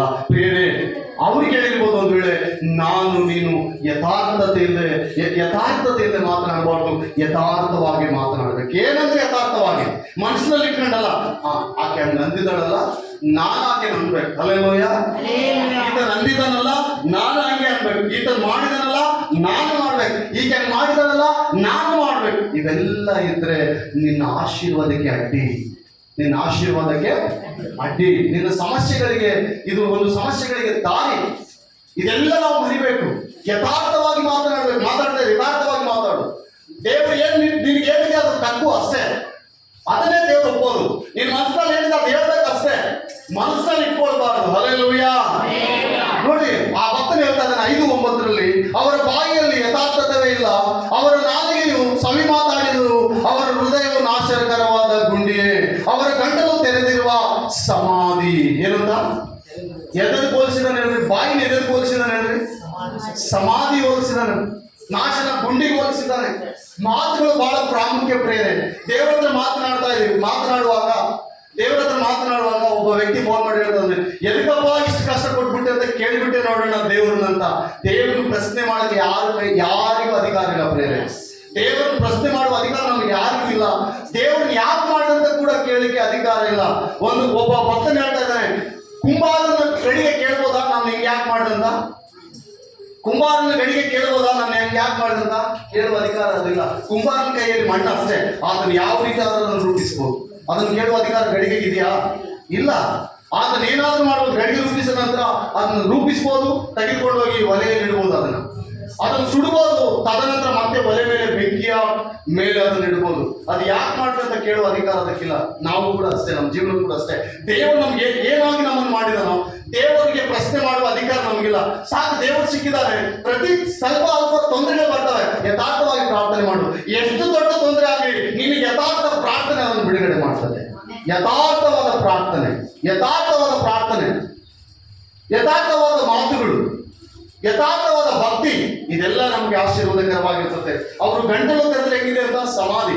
ನಾಲಿಗೆಯಲ್ಲಿ ವಿಷಯ ಇಟ್ಕೊಂಡು ನಾವು ಏನೆಲ್ಲ ಮಾತಾಡಿದ್ರೆ ಅದು ನಮ್ಮ ಭಕ್ತಿಗೆ ಅರ್ಥ ಇಲ್ಲ ಪ್ರಿಯರೇ, ವೇಸ್ಟ್. ಏನಾದ್ರೂ ಒಂದು ವೇಳೆ ಕೋಪ ಆಯ್ತು ಒಂದು ಮಾತಾಡ್ಬೋದು, ದೇವರಿಗೆ ಸ್ತೋತ್ರ. ಅನುಭವ ಕೂಡ ಬಹಳ ಕಂಟ್ರೋಲ್ ಆಗಿ, ಬಹಳ ಸೆಲ್ಫ್ ಫಿಟ್ನೆಸ್. ನಾವು ಬಹಳ ಎಷ್ಟೇ ಕೋಪ ಇರಲಿ ಸ್ವಲ್ಪ ತಗ್ಗಿಸ್ಕೊಂಡೇ ಮಾತಾಡ್ಬೇಕು. ಯಾರ ಹತ್ರ ಅದು ಕೋಪ ಇದ್ರು ಕೂಡ ಅದಕ್ಕೂ ಮೀರ್ತಂದ್ರೆ ಒಂದು ವೇಳೆ ಯಥಾರ್ಥವಾಗಿ ಮಾತಾಡ್ಬೋದು. ಮನಸ್ಸಿನಲ್ಲಿ ಕಕ್ಷಾಭೇದ ಇರಬಾರದು. ನೋಡಿ, ಅವರ ಬಾಯಿಯಲ್ಲಿ 9, ಅವರ ಬಾಯಿಯಲ್ಲಿ ಯಥಾರ್ಥವಿಲ್ಲ, ಅವರ ನಾಲಿಗೆಯಿಂದ ಸವಿ ಮಾತನಾಡಿದರು. ನೋಡಿ, ಒಳ್ಳೆ ಮಾತಾಡ್ತಾ ಇರ್ತಾರೆ, ಕೆಲವು ಒಳ್ಳೆ ಮಾತು, ಒಳ್ಳೆ ಉತ್ತಮವಾದ ಮಾತು, ಆದ್ರೆ ಅದನ್ನ ನಂಬಿ ನಾವು ಮೋಸ ಹೋಗ್ತಾ ಇರ್ತೀವಿ. ಅದನ್ನ ನಂಬಿ ನಾವೇನಾಗ್ತಿರ್ತೇವೆ? ಮೋಸ ಹೋಗ್ತಾ ಇರ್ತೀವಿ. ಅವ್ರು ನಂಬಿಡುದು ನಾವು ಸಂಪೂರ್ಣವಾಗಿ ಮೋಸ ಹೋಗ್ತಾ ಇರ್ತೀವಿ. ಒಂದು ವೇಳೆ ನೀವು ಯಥಾರ್ಥವಾಗಿದ್ರೆ ಎಂಥವ್ರನ್ನಾದ್ರೂ ನಂಬೋದು, ಎಂಥವ್ರನ್ನಾದ್ರೂ ಕೂಡ ನಂಬಬಹುದು. ಹಲ್ಲೆಲೂಯ. ಎಂಥವ್ರನ್ನಾದ್ರೂ ಕೂಡ ನಂಬಬಹುದು. ದಾವೀದನ ಮನೆಯಲ್ಲಿದ್ದಾನೆ ಅಹೀತೋಫೆಲ್, ದಾವೀದನ ಮನೆಯಲ್ಲೇ ಇದ್ದಾನೆ ಅಹೀತೋಫೆಲ್. ಅಬ್ಷಾಲೋಮನು ದಾವೀದನ ಮಗನು, ದಾವೀದನ ಪರಿಪಾಲನೆಯಲ್ಲಿದ್ದಾನೆ. ಅನೇಕ ವರ್ಷಗಳಿಂದ ರಾಜ ಪರಿಪಾಲನೆ ಮಾಡ್ತಾ ಇದ್ದಾನೆ. ಅದೇ ಮನೆಯಲ್ಲಿ ಉಂಡು, ಅದೇ ಮನೆಯಲ್ಲಿ ತಿಂದು, ಅದೇ ಮನೆಯಲ್ಲಿ ಕುಡಿದು, ಅದೇ ಮನೆಯಲ್ಲಿದ್ದು ಅಹೀತೋಫೆಲನು ತಂದೆ ಮಗನಿಗೆ ವ್ಯಾಜ್ಯ ಬಿಡ್ತಾ ಇದ್ದಾನೆ. ನಿಮ್ಮ ತಂದೆನೇ ಆಳ್ಬೇಕ ರಾಜ್ಯಕ್ಕೆ? ನೀನು ರಾಜನಾಗಬಾರ್ದ? ನಿಮ್ಮ ತಂದೆ ಎಂತವನು ಗೊತ್ತಾ? ನಿಮ್ಮ ತಂದೆ ಅಂತವನು ಗೊತ್ತಾ? ನಿಮ್ಮ ತಂದೆ ಇಂಥವನು ಗೊತ್ತಾ? ಹಲ್ಲೆಲೂಯಾ. ಈ ಮಾತುಗಳು ಯಾಕೆ ಬರ್ತಾವ ಪ್ರಿಯರೇ? ನೀವೊಬ್ಬ ಸರಿಗಿಲ್ಲ ಅಂತ ಮಕ್ಕಳಿಗೆ ಹೇಳ್ಬಾರ್ದು ಯಾರು. ನಿನ್ ಗಂಡ ಹೆಂಡತಿ ಮಧ್ಯದಲ್ಲಿ 1000 ಸಮಸ್ಯೆಗಳಲ್ಲಿ ಗಂಡ ಹೆಂಡತಿ ಮಧ್ಯದಲ್ಲಿರ್ತಾರೆ. ಅಹೀತೋಫೆಲನು ದಾವೀದನ ಮನೆಯಲ್ಲಿದ್ದಾನೆ. ತಂದೆ ಅಬ್ಷಾಲೋಮನು ರಾಜನಾದ ದಾವೀದನು ಅವ್ರ ಮಧ್ಯದಲ್ಲಿ ಒಂದು ದೊಡ್ಡ ಕಲಹ ಎಬ್ಬಿಸ್ಬಿಟ್ಟ. ದೊಡ್ಡ ಕಲಹ. ದಾವೀದನು ಅಳುತ್ತಾ ಹೋಗಿ ಬೆಟ್ಟದ ಮೇಲೆ ಪ್ರಾರ್ಥನೆ ಮಾಡ್ತಾ ಇದ್ದಾನೆ, ದೇವಾ ಅಹೀತೋಫೆಲನ ಆಲೋಚನೆಗಳೇನಿದಾವೋ ಎಲ್ಲ ನಿಷ್ಪ್ರಯೋಜನ ಮಾಡು. ದೇವರ ವಾಕ್ಯ ಹೇಳ್ತದೆ, ಏನು ಅಹೀತೋಫೆಲನು ಸ್ಕೆಚ್ ಹಾಕಿದ್ನೋ ಅದೆಲ್ಲ ದೇವರು ಬೇರೆ ಮಾಡ್ಬಿಟ್ಟಂತ. ನೋಡಿದ್ರಾ? ಹಲ್ಲೆಲೂಯಾ. ಅದೆಲ್ಲ ದೇವರೇ ಮಾಡ್ಬಿಟ್ಟ, ಎಲ್ಲ ಪ್ಲಾನಿಂಗ್ ಡೈವರ್ಟ್ ಮಾಡ್ಬಿಟ್ಟ. ದೇವರಿಗೆ ದಾವೀದನು ಯಥಾರ್ಥವಾಗಿದ್ದಾನೆ, ದೇವರ ಮುಂದೆ ದಾವೀದನು ಯಥಾರ್ಥವಾಗಿದ್ದಾನೆ. ಹಲ್ಲೆಲೂಯಾ, ಯಥಾರ್ಥವಾಗಿದ್ದಾನೆ. ಆದ್ದರಿಂದ ದೇವರವನ್ನು ಆಶೀರ್ವಾದ ಮಾಡದೆ ಬಿಡಲಿಲ್ಲ, ಅವನ ಪ್ರಾರ್ಥನೆ ಕೇಳದೆ ಬಿಡಲಿಲ್ಲ. ಸೆಕೆಂಡ್ ಸಾಮುವೇಲ್ 15 ವಾಕ್ಯ 30, 31, 32. ಸೆಕೆಂಡ್ ಸಾಮುವೇಲ್ 15 ವಾಕ್ಯ 30, 31, 32. ಯಾರಾದರೂ ಸಹಾಯ ಮಾಡ್ರಿ, ಬೇಗನೆ ಟೈಮ್ ಆಗ್ತಾ ಬರ್ತಾ ಇದೆ. ದೇವರು ನಿಮ್ಮೆಲ್ಲರನ್ನ ಆಶೀರ್ವಾದ ಮಾಡಲಿಕ್ಕೆ ಈ ವಾಕ್ಯದೊಂದಿಗೆ ನಾವು ದೇವರನ್ನ ಸನ್ಮಾನಿಸೋಣ. ದೇವರ ನಾವು ಯಥಾರ್ಥ ನಮಗೆ ಕಷ್ಟ ಸಂಕಟ ಲಾಸ್ ಆಗೋ ಜೀವಿತದಲ್ಲಿ ಆಶೀರ್ವಾದ ಬರ್ಬೋದು, ಕೆಲವೊಂದು ಆಶೀರ್ವಾದ ನಿಲ್ಬಹುದು, ತೊಂದರೆ ಇಲ್ಲ. ನಮ್ಮನ್ನು ಕರೆದ ದೇವರು ನಮಗೆ ಆಶೀರ್ವಾದ ಮಾಡದೆ ಬಿಡಲ್ಲ. ಸೆಕೆಂಡ್ ಸಾಮುವೇಲ್ 15 ವಾಕ್ಯ 30.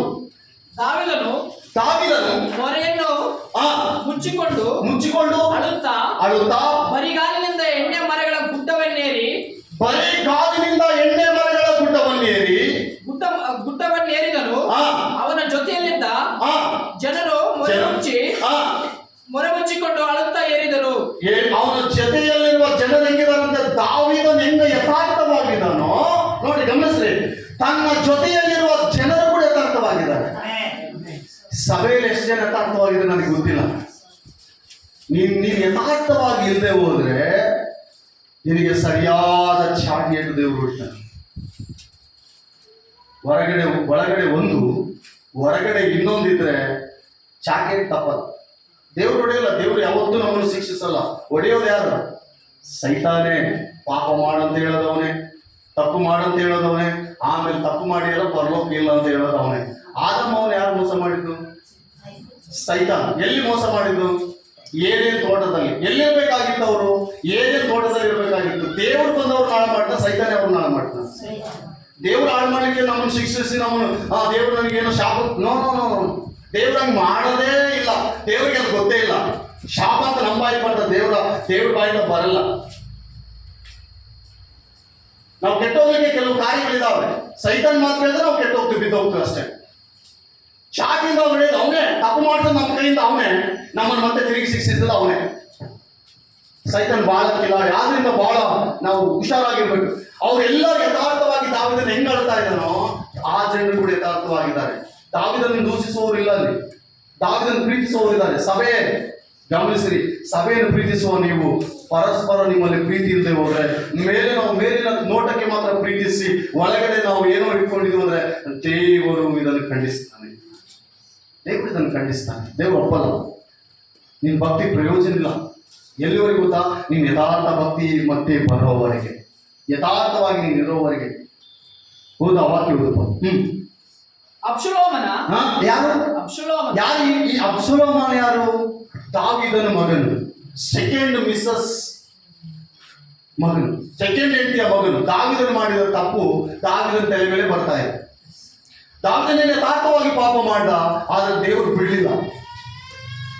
ಯಥಾರ್ಥವಾಗಿ ಏನಾದ್ರೂ ಒಂದು ವೇಳೆ ನಾವು ಹೋಗ್ತಾ ಇದೀವಿ ಅಂದ್ರೆ ದೇವ್ರು ನಡೆಸೋಕ್ಕಿಂತಂದ್ರೆ ದೇವ್ರು ತಪ್ಪು ಮಾಡಿ ಕೊಡ್ಸಲ್ಲ.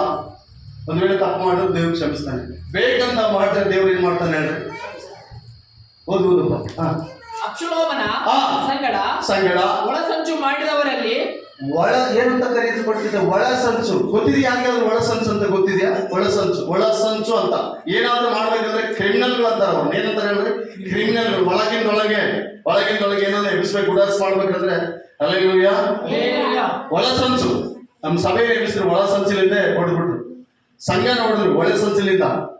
ನಮ್ಮ ನಾಗರಾಜ ವರ್ಷರು ನಾಗರಾಜ ಒಳಸಂಚು. ಇದೆಲ್ಲ ಏನಕ್ಕೆ? ಒಳಸಂಚು. ಏನೋ ಇಲ್ಲಿ ಕೆಲವು ಜನ ಒಳಸಂಚು, ಇಲ್ಲಿ ಕೆಲವು ಜನ ಒಳಸಂಚು. ಯಥಾರ್ಥವಾಗಿ ಹೇಳ್ತಾ ಇದ್ದೀನಿ, ಇಲ್ಲಿ ಕೆಲವು ಜನ ಒಳಸಂಚು. ಇದನ್ನೇ ಒಳಸಂಚು ಅಂತ. ಆದ್ರೆ ಇದನ್ನು ದೇವರು ಒಪ್ಪಲ್ಲ. ದಾವೀದನಿಗೆ ವಿರುದ್ಧವಾಗಿ ಅಹೀತೋಫೆಲನು ಅಬ್ಷಲೋಮನಿಗೆ ವಿರುದ್ಧವಾಗಿ ಹೇಳ್ತಾ ಇದ್ದಾನೆ. ಆದ್ರೆ ಜಯ ಯಾರ್ದು ಗೊತ್ತಾ? ಅಹೀತೋಫೆಲನದಲ್ಲ, ಐತೋಪಾಲನಿಗೆ ಜಯ ಸಿಗ್ಲಿಲ್ಲ. ಚಾಡಿ ಹೇಳಿದಂತ ಐತೋಪಾಲನಿಗೆ, ಸಂಸಾರದಲ್ಲಿ ಬೆಂಕಿ ಇಟ್ಟಂತ ಐತೋಪಾಲಂದಲ್ಲ, ಕುಟುಂಬದಲ್ಲಿ ಬೆಂಕಿ ಹಚ್ಚಿದಂತ ಐತೋಪಾಲನಿಗೆ ಜಯ ಸಿಗ್ಲಿಲ್ಲ. ಯಥಾರ್ಥವಾಗಿ ಭಕ್ತಿ ಮಾಡಿ ದೇವರನ್ನು ನೋಡಿ ಮಾರೆ ಮುಚ್ಚಿಕೊಂಡು ಬೆಟ್ಟದ ಮೇಲೆ ಪ್ರಾರ್ಥನೆ ಮಾಡಿದ ದಾವೀದನ ಜೀವಿತಕ್ಕೆ ದೇವರು ದೊಡ್ಡ ಜಯ ಕೊಟ್ಟ. ತಾತ್ಕಾಲಿಕವಾಗಿ ಯಾರನ್ನ ನಾವು ಮೋಸ ಮಾಡಿ ಸ್ವಲ್ಪ ಹೊತ್ತು ಸಂತೋಷ ಇರ್ಬೋದು, ಯಾರ ಬಗ್ಗೆ ಯಾರ ಬಗ್ಗೆ ಚಾಡಿ ಹೇಳಿ ಅವ್ರ ಮನೆ ಮುರಿದು ಸ್ವಲ್ಪ ಹೊತ್ತು ಸಂತೋಷ ಇರ್ಬೋದು. ತದನಂತರ ನಿನಗೆ ಬೆಂಕಿ ಹತ್ತಿತ್ತಂದ್ರೆ ಯಾರ ಬೆಂಕಿ ನಾಶಕ ಬರ್ದಿತ್ತು. ಇದನ್ನ ಈ ಡೇಟ್ ಕೂಡ ಬರೆದಿತ್ತು, ದೀನ ಸೇವಕನಾಗಿ ಬರೆದಿತ್ತು. ನೀನು ಒಳ್ಳೇದು ಮಾಡು, ನೀನು ಕತ್ತಲೆ ಭೂಮಿ ಪಾತಾಳದಲ್ಲಿದ್ದರೆ ದೇವರು ನಿನ್ನ ಮೇಲೆ ಕರ್ತಾನಂತ.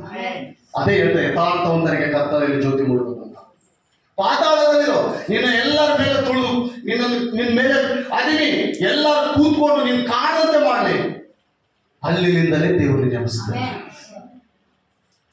ಅದನ್ನು ಬಿಟ್ಟು ಬೇರೆ ಮಾರ್ಗದಲ್ಲಿದ್ದ ನಿನ್ನ ಬಡ್ಡಿಗೆ ನೀನೇ ಬೆಂಕಿ ಹಚ್ಚಿಕೊಂಡಂತೆ. ಹಲ್ಲೆಲೂಯಾ. ಎಷ್ಟು ಸಲ ನಮಗೆ ಒಳಸಂಚು ಮಾಡಿದ್ರು ದೇವರು ಈ ದಿನ ದೇವರು ನಮ್ಮ ಮನೆಯಲ್ಲಿ ಗೊತ್ತಾ ನಿಮ್ಗೆ, ಇಲ್ಲಿರೋರಿಗೆಲ್ಲ ಗೊತ್ತು ಎಂತೆಂಥ ಒಳಸಂಚುಗಳು.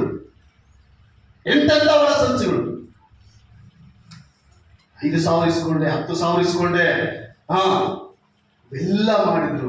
ಪ್ರಿಯರೇ, ಇದ್ಯಾವುದು ದೇವರ ಮುಂದೆ ಬೂಟಾಟಿಕೆ ನಡೆಯಲಿಲ್ಲ.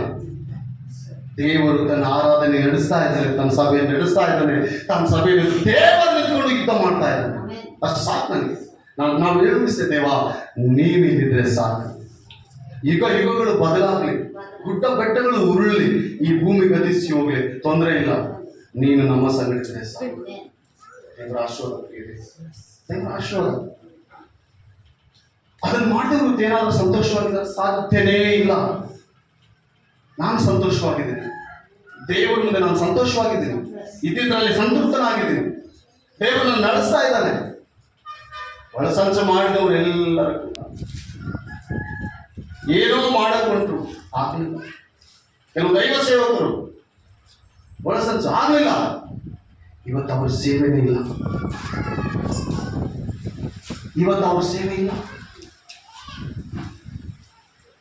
ದೇವರು ಎಲ್ಲವನ್ನೂ ನೋಡ್ತಾ ಇದ್ದಾರಂತ.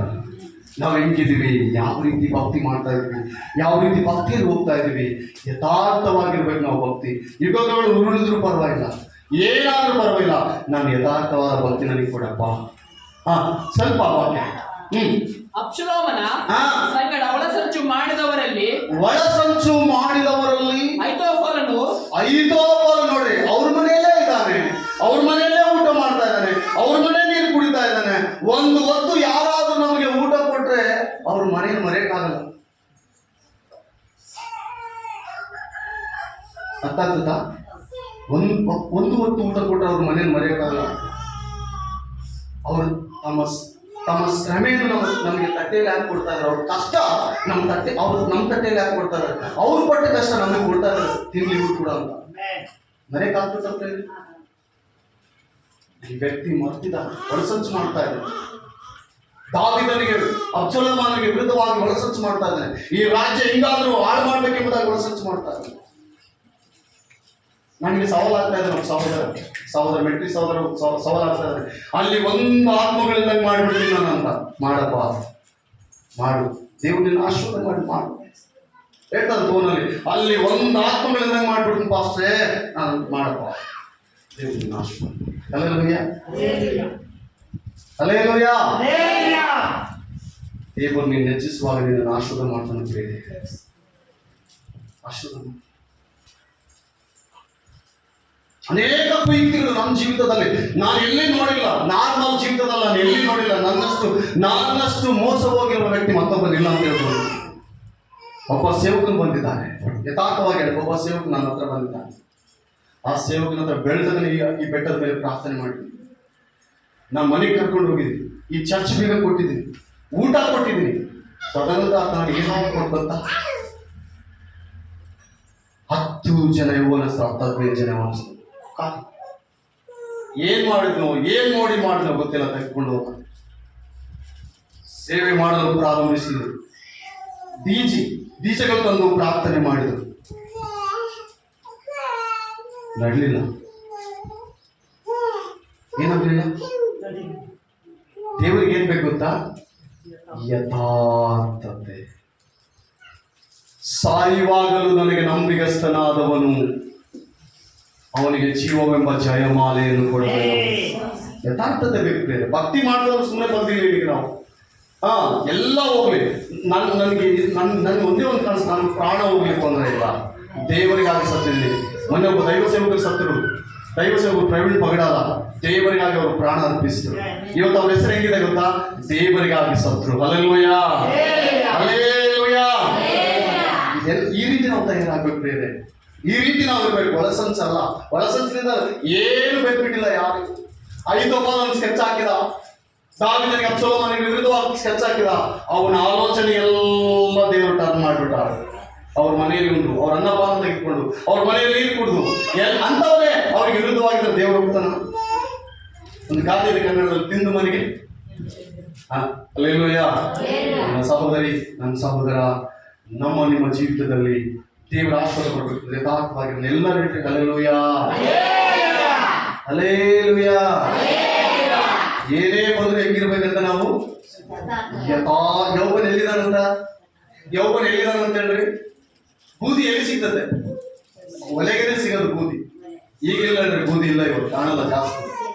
ಎಲ್ಲ ಸ್ಟವ್ ಬಂದಿದೆ ಈಗ, ಗ್ಯಾಸ್ ಸ್ಟವ್. ಅಲ್ಲೆಲ್ಲೂಯ್ಯ. ಈಗ ಬೂದಿ ಸಿಗೋದೇ ಕಷ್ಟ. ಇವಾಗ ಒಂದು 2 ಚೀಲ ಇಟ್ಕೊಂಡ್ಬಿಡ್ರಿ, ಮುಂದಿನ ಪೀಳಿಗೆಗೆ ಬೂದಿ ಸಿಗಲ್ಲ. ಅರ್ಥ ಆಗ್ತದಾ? ಇವಾಗ ಒಂದು 2 ಚೀಲ ಸ್ಟಾಕ್ ಮಾಡಿ ಬೂದಿ ಇಟ್ಕೊಂಡ್ಬಿಡ್ರಿ, ಮನೆಯಲ್ಲಿ ತೋಡಿಟ್ಕೊಳ್ರಿ. ಒಂದ್ಸಲ ಒಳೆ ಮಾಡಿ ಅವ್ರು ಗುಣ ತೋರಿಸುವಾಗ ಒಂದಿಷ್ಟು ಇಡ್ಲಿ ಬಂದಿದ್ದಾವೆ, ಇಡ್ಲಿ ಗುಣ ಅದೇ ಅವ್ರು ನಮ್ಮನ್ನು ಕರೆ ಕಳಿಸ್ತಾರೆ, ಏನು ಬಂಗಾರ ಸಿಗತ್ತಮ್ಮ. ನನಗೆ ಸ್ವಲ್ಪ ಆಸೆ, ಏನೋ ಬಂದು ಗುಣ ತೋಡ್ದಾಗ ಬಂದ್ಬಿಡ್ತು ಅಷ್ಟೇ ಅಂತ ಸ್ವಲ್ಪ ನಾಪಟ್ಟು. ಅಲ್ಲೆಲ್ಲೂಯ್ಯ. ಏನೋ ಬಂದಿದೆ ಬಂದ್ಬಿಡ್ರಿ ಅಂತ ನನಗೆ ಅನಿಸ್ತು.